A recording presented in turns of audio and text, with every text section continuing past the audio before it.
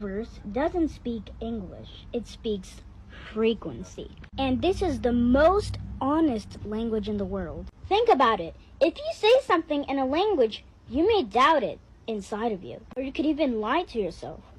Frequency doesn't lie. If your thoughts, mind, and desires are not aligned, you may not reach that frequency. So God is an energy that He's used to create something. So you know souls, right? Yeah. Souls have the God energy in them. Okay. So let's say you took away the God energy from anything. It would just become nothing. Field. It's a field. That's fascinating. You can't ask it stuff. You can pray to it. You can? Yeah, you can. You can.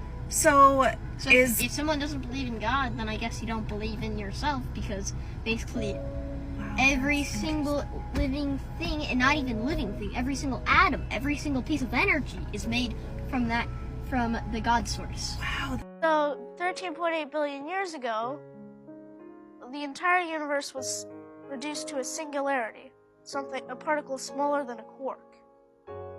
However, if gravity is always working, i.e. if you jumped off this building, you're not going to fall 15 seconds later, you're going to fall immediately.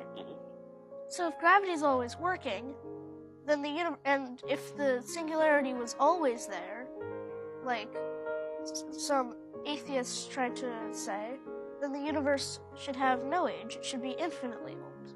But it's not. It has an age. It's 13.8 billion years old. And something can't come from nothing, because it would have to exist in order to cause itself to exist, which is illogical. So therefore, something other must have created the singularity.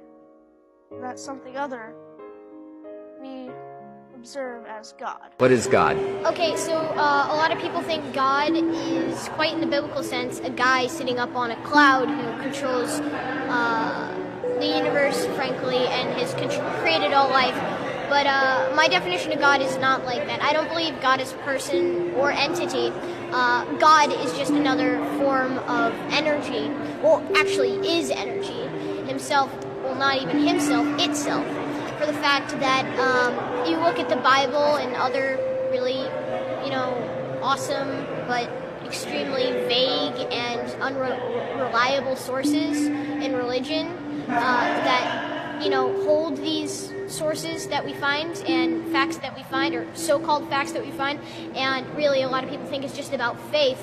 But if you relate the Bible to quantum physics and apply most of the laws actually in less of a figurative sense, but more of a literal sense, and replace it with things like the universe, you'll eventually find out that it explains in-depth quantum physics and astrophysics, experiments and theories. Well, maybe not theories, because maybe now they're proven.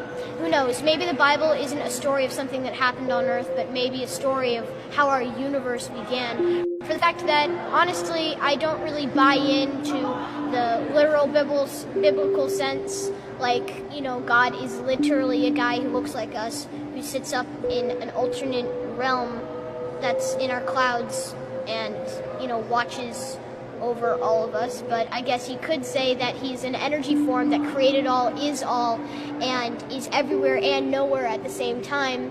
God, or energy, lives within us, through us, and is us, frankly. So you said what? That God is the energy that is in us, created us, and is us.